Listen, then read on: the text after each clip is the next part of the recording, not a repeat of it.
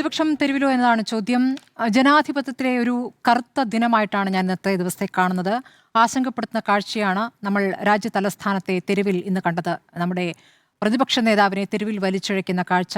പ്രധാനപ്പെട്ട മുതിർന്ന നേതാക്കളെ ഇന്ന് ഖാർഗെയുടെ പിറന്നാൾ ദിവസമാണ്. ഖാർഗെയെയും ആ രൂപത്തിൽ വലിച്ചു മാറ്റിയിട്ടുണ്ട്.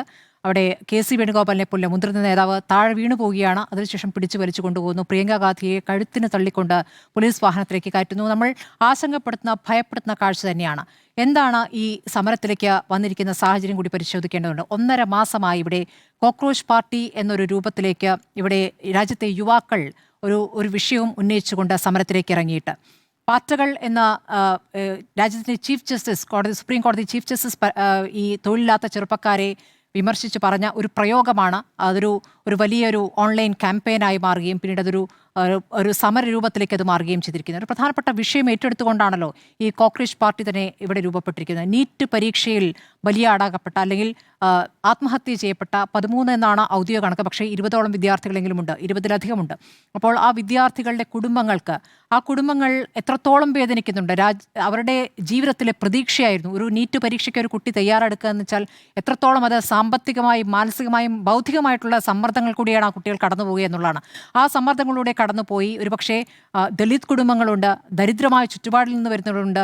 അപ്പോൾ കുടുംബത്തിൽ നിന്നും അല്ലെങ്കിൽ വീട്ടിലെ ഒരു കാശ് ഇതിലേക്ക് ഇൻവെസ്റ്റ് ചെയ്യേണ്ടി വരുന്നതിൻ്റെ ഒരു സമ്മർദ്ദം ആ കുട്ടികൾക്കുണ്ട്. അങ്ങനെയൊക്കെ കഷ്ടപ്പെട്ട് പഠിച്ച് പരീക്ഷ എഴുതിയവർ കൂടി ഈ പരീക്ഷ തട്ടിപ്പ് നടത്തിയവർ കാരണം ആ പരീക്ഷ മാറ്റിവെക്കുമ്പോൾ ഇനി അങ്ങോട്ടൊരു ഭാവിയില്ല, ഇനിയൊരു പരീക്ഷ എഴുതാനുള്ള ധൈര്യമില്ല. അങ്ങനെ ആത്മഹത്യ ചെയ്ത ഒരുപാട് വിദ്യാർത്ഥികൾ, ആ കാഴ്ചയാണ് നമ്മൾ കണ്ടത്.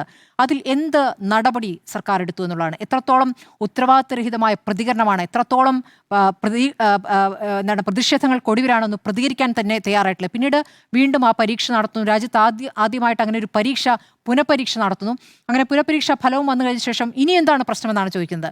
ആ നഷ്ടപ്പെട്ടു പോയവരുടെ നഷ്ടവുമായി ബന്ധപ്പെട്ട് ആ നഷ്ടം നികത്താൻ അല്ലെങ്കിൽ നഷ്ടത്തോടെ എന്താണ് ഈ രാജ്യത്തിൻ്റെ ഉത്തരവാദപ്പെട്ട സർക്കാർ പ്രതികരിച്ചിട്ടുള്ളതെന്ന് ചോദ്യമുണ്ട്. അങ്ങനെ ഒരു പ്രതികരണം ഉണ്ടായിട്ടില്ല. അങ്ങനെയാണ് ധർമ്മേന്ദ്ര പ്രധാൻ രാജിവെക്കണമെന്ന ആവശ്യം ഉന്നയിച്ചുകൊണ്ട് ഈ കോക്രോച്ച് പാർട്ടി എന്ന രൂപത്തിൽ ജൻസികളുടെ സമരം വരുന്നത്.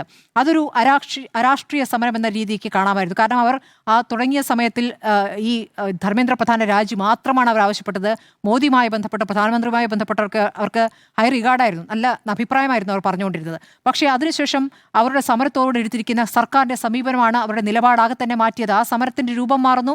അവിടേക്ക് രാജ്യത്തെ ഏറ്റവും പ്രധാനപ്പെട്ട ഒരു വിദ്യാഭ്യാസ പ്രവർത്തകൻ സോനം വാങ്ചുക് എത്തുന്നതോടുകൂടി ആ സമരത്തിന് സ്വഭാവം മാറി. ആ സമരത്തെ എങ്ങനെയൊക്കെയാണ് ഡിഗ്രേഡ് ചെയ്യാൻ ശ്രമിച്ച ആ സമരത്തെ പറഞ്ഞിരുന്നത് പാകിസ്ഥാനിൽ നിന്നാണ് നിർദ്ദേശം ലഭിച്ചിരിക്കുന്നത് ഇങ്ങനൊരു സമരത്തിന് വരാൻ അല്ലെങ്കിൽ ഇങ്ങനെ സംഘടന രൂപീകരിക്കുക എന്നുള്ള ആരോപണം ഉയർത്തി. അതിനുശേഷം രാജ്യവിരുദ്ധരാണ് എന്നുള്ള സ്ഥിരം ഈ പ്രതിപക്ഷ സ്വരം ഉയർത്തുന്നവരെല്ലാം രാജ്യവിരുദ്ധരായി ചാപ്പകുത്തുകയാണല്ലോ ചെയ്യുക. അങ്ങനെ രാജ്യവിരുദ്ധരെന്ന് പറഞ്ഞു. അപ്പോഴൊക്കെ ആ വിഷയത്തോട് ഇവർ പ്രതികരിക്കുന്നുണ്ടായിരുന്നു. പക്ഷേ സോനം വാങ്ചുക് ആ സമരം ഏറ്റെടുക്കുമ്പോൾ മാഗ്സസെ അവാർഡ് ജേതാവ് വിദ്യാഭ്യാസ പ്രവർത്തകൻ അദ്ദേഹം ആ സമരമെടുക്കുമ്പോൾ ജനാധിപത്യ മാർഗത്തിൽ ഏറ്റവും സമാധാനപരമായി ഗാന്ധിയൻ മാർഗത്തിൽ നിരാഹാര സമരത്തിലേക്ക് അദ്ദേഹം കടക്കുമ്പോൾ അതിനെ ആ രൂപത്തിൽ ചാപ്പകുത്തി ഒഴിവാക്കാൻ പറ്റാത്ത സ്ഥിതി വന്നു. സോനം വാങ്ചുക്കിന്റെ സമരം ഏറ്റെടുത്തോടു കൂടിയാണ് ആ സമരം വേറൊരു രൂപത്തിലേക്ക് മാറിയത്, വേറൊരു തലത്തിലേക്ക് മാറിയത്. ആ സമരം 21ാം ദിവസത്തിലാണ് അദ്ദേഹത്തെ പിടിച്ചു വലിച്ചു കൊണ്ടുപോയത്. എങ്ങനെയാണ് കൊണ്ടുപോയത് നമ്മൾ കണ്ടാണല്ലോ. വെളുത്ത തുണി എടുത്ത് മൂടിക്കൊണ്ട് പിടിച്ചു വലിച്ചു കൊണ്ടുപോയി. അദ്ദേഹം ഒന്ന് ബാത്റൂമിൽ പോകാൻ പോലും നടക്കാൻ വയ്യാതെ പിടിച്ച് പ്രവർത്തകർ കൊണ്ടുപോകാൻ നമ്മൾ കാഴ്ചയാണ്. ആ മനുഷ്യനെ പിടിച്ചു വലിച്ചു കൊണ്ടുപോയത് ബലപ്രയോഗത്തിലൂടെയാണ് കൊണ്ടുപോയത്. അങ്ങനെ ആശുപത്രിയിലേക്ക് പ്രവേശിപ്പിക്കുന്ന കാര്യം നമ്മൾ കണ്ടതാണ്. അപ്പോൾ ഇതിലൊക്കെ ഒരു ബലപ്രയോഗം നടക്കുന്നു. അപ്പോഴും കോടതി ആ വിഷയത്തിൽ ഇടപെടാതെ മാറി നിന്നു എന്നുള്ളതും ആ സമയത്തെ ഒരു കാഴ്ചയാണെന്നുള്ളതാണ്. ആ സമരത്തെ ഇപ്പോൾ പ്രതിപക്ഷം ഏറ്റെടുക്കുകയാണ്. പാർലമെന്റിൽ ഇന്നലെയും ഇന്നുമായി ഏത് വിഷയം ആദ്യം ഉന്നയിക്കണമെന്നുള്ള കാര്യത്തിൽ കോൺഗ്രസിലും ഒരു ചർച്ച നടന്നിരുന്നു. അത് അയോധ്യ വിഷയം വേണമോ അതോ നീറ്റ് വേണമോ എന്നുള്ളത്. നീറ്റ് എന്ന രൂപത്തിലേക്ക് പിന്നീട് ആ തീരുമാനം വരികയാണ്. പ്രതിപക്ഷ പാർട്ടികളാകെ തന്നെ നമുക്കറിയാം ഈ സോനം വാങ്ചുക് സമരം ചെയ്യുമ്പോൾ അവിടേക്ക് വന്നിരിക്കുന്ന നേതാക്കൾ യോഗേന്ദ്ര യാദവിനെ പോലെ ആപ്പിൽ നിന്നും നേരത്തെ വിട്ടുപോയ നേതാക്കൾ വരുന്നു. അതല്ലാതെ CPM CPI നേതാക്കൾ വരുന്നു. കോൺഗ്രസ് CJPയിൽ നിന്നും അല്പം അകലം പാലിച്ചാണ് നിന്നിരുന്നത്. മറ്റ് പ്രതിപക്ഷ പാർട്ടികൾ ആപ്പിന്റെ നേതാവ് കേജ്രിവാൾ വരുന്നു. അവിടേക്ക് ആ സമരവേദിയിലേക്ക് നമ്മൾ കോൺഗ്രസ് നേതാക്കളെ കണ്ടില്ല. പക്ഷേ ഈ സമരത്തിന്റെ പ്രാധാന്യം, ഈ വിഷയത്തിന്റെ പ്രാധാന്യം അറിഞ്ഞുകൊണ്ട് ആ അജണ്ട ഏറ്റെടുക്കുന്ന രൂപത്തിലേക്ക് ഇന്നൊരു വലിയ സമരത്തിലേക്ക് കോൺഗ്രസ് എത്തിയെന്നുള്ളതാണ്. പാർലമെന്റിൽ പ്രതിപക്ഷത്തിന്റെ സ്വരം ഉയരേണ്ട എന്ന നിലപാട് ഈ കേന്ദ്ര സർക്കാർ എടുക്കാൻ തുടങ്ങിയിട്ട് ഇന്നും ഇന്നലെയല്ല, പല ഘട്ടങ്ങളിൽ നമ്മൾ കണ്ടിട്ടുള്ളതാണ്. പല സമയത്തും പ്രതിപക്ഷം ഈ പാർലമെന്റ് ബഹിഷ്കരിച്ചിറങ്ങിപ്പോകുന്നതാണ് നമ്മൾ കണ്ടിട്ടുള്ളത്. അങ്ങനെ ഇറങ്ങിപ്പോകുമ്പോൾ പല സുപ്രധാനമായ ബില്ലുകൾ പാസ്സാക്കാൻ നമ്മൾ കണ്ടു. പക്ഷേ ഇത് അങ്ങനെയല്ല. ഇത് പ്രതിപക്ഷം ഉന്നയിക്കുക തന്നെ എന്ന രൂപത്തിലേക്ക് പോവുകയായിരുന്നു. അങ്ങനെ സ്പീക്കറെ കണ്ട് സംസാരിക്കുന്നു. ഈ സ്പീക്കറുമായി ബന്ധപ്പെട്ട് നേരത്തെ രാഹുൽ ഗാന്ധി പ്രതിപക്ഷ നേതാവ് ഉന്നയിച്ചൊരു വിമർശനം ഓർമ്മയുണ്ടല്ലോ. സ്പീക്കർ എല്ലാവരെയും തുല്യരായി കണ്ട് സ്പീക്കർ അവിടെ ഏറ്റവും മുകളിൽ നിൽക്കുന്ന ആളാണ് സ്പീക്കർ. പക്ഷേ സ്പീക്കർ പ്രധാനമന്ത്രിയെ കാണുമ്പോൾ ഒന്ന് അനങ്ങി എഴുന്നേറ്റ് കുനിഞ്ഞു നിൽക്കുന്ന കാഴ്ച, അതിനെ രാഹുൽ ഗാന്ധി ഒരു വർഷം പാർലമെന്റിനകത്ത് പരിഹസിച്ച് നമ്മൾ ഓർക്കുകയാണ്. അപ്പോൾ ആ സ്പീക്കർ ആദ്യം ഈ ചർച്ച സംസാരിക്കാൻ അനുവദിക്കുമെന്ന് പറഞ്ഞ വാക്ക് അദ്ദേഹം പാലിക്കാതിരുന്നു. അദ്ദേഹം തന്നെ പാർലമെന്റിലേക്ക് വന്നില്ല. അങ്ങനെയാണ് പ്രതിപക്ഷം ബഹിഷ്കരിക്കുന്നത്. അങ്ങനെ പ്രധാനമന്ത്രി തന്നെ രാജിവെക്കണം എന്ന ആവശ്യത്തിലേക്ക് നീങ്ങുകയാണ് ചെയ്തത്. ഇന്ന് NDA യോഗത്തിൽ യഥാർത്ഥത്തിൽ ഈ വിഷയത്തിൽ അന്വേഷണം നടത്തുന്നതല്ല പ്രധാനമന്ത്രി പറഞ്ഞത്. അന്വേഷണം നടത്തിയല്ലോ, പരീക്ഷ നടന്നല്ലോ, 13 പേർ അറസ്റ്റിലായിട്ടുണ്ടല്ലോ എന്നാണ് പറഞ്ഞത്. അപ്പോൾ അത് നടപടിയായി കഴിഞ്ഞിരിക്കുന്നു. ഇനി എന്തിന് പ്രതിഷേധം എന്ന രൂപത്തിലേക്കാണ് പ്രധാനമന്ത്രി എതിരെ കാണുന്നത്? എവിടെയാണ് പറയുന്നത്? നമ്മൾ വിദ്യാർത്ഥികളുമായി സംവദിക്കുന്ന അല്ലെങ്കിൽ വിദ്യാർത്ഥികളുടെ ചോദ്യങ്ങൾക്ക് നിഷ്കളങ്കമായി ചോദ്യം ചോദിക്കുന്ന വിദ്യാർത്ഥികളും അവർക്ക് മറുപടി നൽകുന്ന പ്രധാനമന്ത്രിയും കണ്ടിട്ടുണ്ട്. പക്ഷേ ഏറ്റവും ഏറ്റവും പ്രധാനപ്പെട്ട ഒരു ചോദ്യം വരുമ്പോൾ പ്രധാനമന്ത്രി എവിടെ? ആ ചോദ്യങ്ങൾക്ക് ഉത്തരം നൽകണ്ടേ? ഇവിടുത്തെ ജനങ്ങൾ ചോദിക്കുന്നു. ഈ തരത്തിൽ ഒരു രാഷ്ട്രീയ പാർട്ടികളോടും അനുഭാവമില്ലാത്ത, കോൺഗ്രസ് അല്ലാത്ത, CPM അല്ലാത്ത, ആം ആദ്മി പാർട്ടി അല്ലാത്ത സാധാരണ ജനങ്ങളുണ്ട്. ആ ജനങ്ങൾക്ക് വേണ്ടിയാണ് ഇപ്പോൾ ഈ രാഷ്ട്രീയ പാർട്ടികൾ പ്രതികരിക്കുന്നത്. ആ ജനങ്ങൾക്ക് വേണ്ടിയാണ് ഈ കോക്രോച്ച് പാർട്ടി എന്ന് പറയുന്ന പാർട്ടികൾ എന്ന് പരിഹസിച്ച ഒരു വിഭാഗം യുവാക്കൾ രംഗത്തെത്തിയിരിക്കുന്നത്. അവർ ആ ചോദ്യം ചോദിക്കുമ്പോൾ അതിനോട് ആരൊക്കെയാണ് ഇപ്പോൾ അനുകൂലമായിത്തിരിക്കുന്നത്? നമ്മൾ ആ വേദിയിലേക്ക് ഷബാന ആസ്മിയെ പോലുള്ളവർ കടന്നു വരുന്നത് കണ്ടു.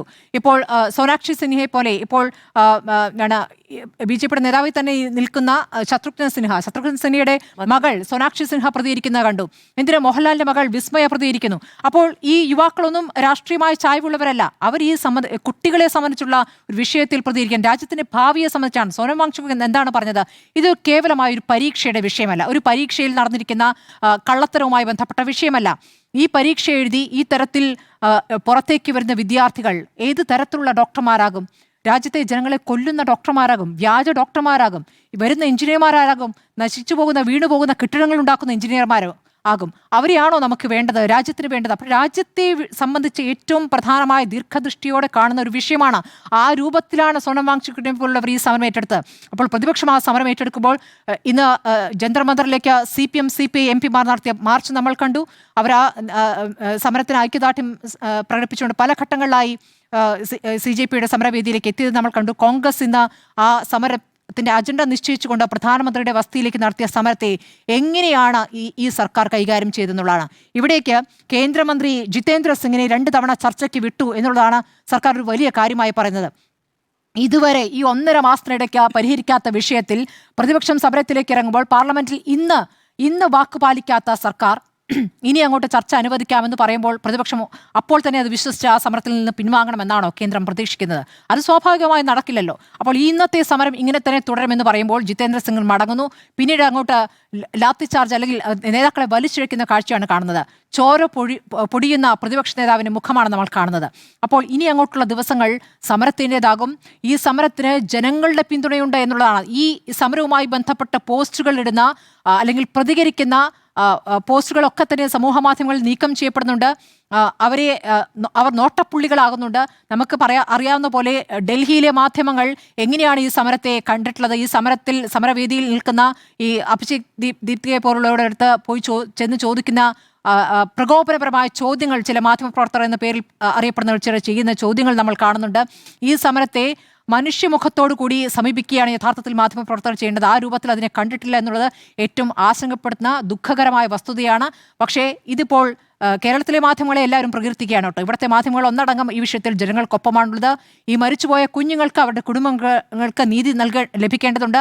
5 ആവശ്യങ്ങൾ പ്രതിപക്ഷം മുന്നോട്ട് വയ്ക്കുമ്പോൾ 3 ആവശ്യങ്ങൾ ഈ പറയുന്ന അഭിജിത് ദീപ്കെ പോലുള്ളവർ ഉന്നയിക്കുന്നുണ്ട്. അതിൽ ഈ കുടുംബങ്ങൾക്ക് ഓരോരുത്തർക്കും ഓരോ കോടി വീതം നഷ്ടപരിഹാരം അടക്കമുള്ള ആവശ്യങ്ങൾ ഈ പറഞ്ഞ സോനം വാങ്ചുക്ക് അദ്ദേഹത്തിന് ഈ സമരം അവസാനിപ്പിക്കാൻ അദ്ദേഹത്തിന് അനുവാദം കൊടുക്കേണ്ടത് ഈ വേദിയിലെത്തിക്കൊണ്ട് വെള്ളം കുടിച്ച് അല്ലെങ്കിൽ ഭക്ഷണം കഴിച്ചുകൊണ്ട് ആ സമരം അവസാനിപ്പിക്കാൻ അദ്ദേഹത്തിന് ഒരു അവസരം ഒരുക്കണമെന്ന് പറഞ്ഞു. നേരത്തെ നടത്തിയ പ്രതിഷേധങ്ങളൊക്കെ അല്പമൊക്കെ ഫലം കണ്ടു തുടങ്ങുന്നുണ്ട്. അദ്ദേഹത്തെ മറ്റൊരു ആശുപത്രിയിലേക്ക്, സ്വകാര്യ ആശുപത്രിയിലേക്ക്, നല്ലൊരു ആശുപത്രിയിലേക്ക് മാറ്റിയിട്ടുണ്ട്. ആ കുടുംബം സോനം വാങ്ചുക്കിന്റെ സമരത്തിന് എത്രത്തോളം പിന്തുണ നൽകുന്നത്, അദ്ദേഹത്തിന് ബലപ്രയോഗത്തോടെ ഭക്ഷണം നൽകരുതെന്ന് അദ്ദേഹത്തിന് ഭാര്യ ആവശ്യപ്പെട്ടത് കണ്ട് അപ്പോൾ ഒരു കോസിന് വേണ്ടി നിൽക്കുന്ന ഒരു ജനതയെ ആണ് നമ്മൾ കാണുന്നത്. അത് വലിയ പ്രതീക്ഷ നൽകുന്ന കാര്യമാണ്. ഈ ഈ സമരത്തിനോടൊപ്പം നിൽക്കുന്ന ഈ ജനം നമുക്ക് വലിയ പ്രതീക്ഷ നൽകുന്ന കാര്യമാണ്. പ്രതിപക്ഷം ആ രൂപത്തിലേക്ക് ജനകീയ വിഷയം ഏറ്റെടുക്കുന്ന രൂപത്തിലേക്ക് വന്നിരിക്കുന്നു എന്നുള്ളതും നമ്മൾക്ക് വലിയ പ്രതീക്ഷ നൽകുന്നതാണ്. ഏത് സമയത്താണ് ഇന്ത്യ മുന്നണി ചിതറിത്തെറിച്ച് അവരുടെ എണ്ണം കുറയ്ക്കുന്ന ഒരു രൂപത്തിലേക്ക് ഭരണപക്ഷ പാർട്ടി വലിയ തന്ത്രങ്ങൾ ഉപയോഗിച്ച് അതിനെ തകർക്കുന്ന രൂപത്തിലേക്ക് വരുന്ന ഒരു പ്രത്യേക ഘട്ടത്തിൽ കൂടിയാണ് പ്രതിപക്ഷം ഒന്നിക്കുന്ന കാഴ്ച കാണുന്നത്. കോൺഗ്രസ് ഇന്ന് പ്രധാനമന്ത്രിയുടെ വസതിയിൽ ഒറ്റയ്ക്കാണ് സമരം നടത്തിയതെന്ന് കാണേണ്ടതില്ല. ഈ വിഷയത്തിൽ പ്രതിപക്ഷം ഒരുമിച്ചാണ്. പാറ്റകൾ വെറും ഈയാം പാറ്റകളല്ല, ഒരു തീ കണ്ടാൽ കത്തിത്തീരുന്ന ഈയാം പാറ്റകളല്ല എന്ന് നമ്മൾ മനസ്സിലാക്കുകയാണ്. അപ്പോൾ ഈ പാറ്റകൾ എന്നുള്ളത് പടരുക തന്നെയാണത്. CJP എന്ന അരാഷ്ട്രീയ സംഘടന എന്ന് പരിഹസിച്ച ഒരു സംഘത്തിൽ നിന്ന് പടർന്ന് അത് പ്രതിപക്ഷത്തിലേക്ക് എത്തിയിരിക്കുന്നു. ആ പാറ്റകളുടെ എണ്ണം കൂടുക തന്നെ ചെയ്യും. ആ പാറ്റകൾ ഇവിടെ ഒരു ജനാധിപത്യം കൃത്യമായി നടപ്പാക്കുന്ന കാര്യത്തിൽ സർക്കാരിനെ തിരുത്തുക തന്നെ ചെയ്യുമെന്നുള്ളതാണ് എൻ്റെ പ്രതീക്ഷ. വരുന്ന ദിവസങ്ങളിൽ പാർലമെന്റിൽ പ്രതിപക്ഷം എടുക്കുന്ന നിലപാട്, എടുക്കുന്ന സമീപനം വളരെ പ്രധാനമാണ്. നമുക്ക് ഈ കർഷക സമരത്തിൽ സർക്കാർ മുട്ടുകുത്തിയതുപോലെ ഈ വിഷയത്തിലും ജനകീയമായി ഈ സമരത്തിന് മുന്നിൽ സർക്കാരിന് മുട്ടുകുത്തേണ്ടി വരും. ധർമ്മേന്ദ്ര പ്രധാൻ എന്ന ഒരു മന്ത്രിയുടെ കാര്യത്തിൽ എന്തിനാണ് ഇങ്ങനെ ഒരു ശാഠ്യം പിടിക്കുന്നത് മനസ്സിലാകുന്നില്ല. പല തവണ പുനഃസംഘടന ഉണ്ടാകുമ്പോഴും പല മന്ത്രിമാരെ മാറ്റുന്ന നടപടിയിലേക്ക് പോയിട്ടുള്ള മോദി സർക്കാരാണ്. എന്തുകൊണ്ട് ഈ ഒരു മന്ത്രിയുടെ കാര്യത്തിൽ ഇങ്ങനെ ബലം പ്രയോഗിക്കുന്നു, ശാഠ്യം പിടിക്കുന്നു എന്നുള്ളതാണ് തിരിച്ചറിയാനാവാത്ത വസ്തുത. തിരുത്തപ്പെടും എന്ന് തന്നെയാണ് ഈ ഘട്ടത്തിൽ ഞാൻ പ്രതീക്ഷിക്കുന്നത്. പക്ഷേ ഇന്നത്തെ ദിവസം ജനം മറക്കില്ല, തെരുവിലെ ആ കാഴ്ച ആരും മറക്കില്ല എന്നാണ് എനിക്ക് തോന്നുന്നത്.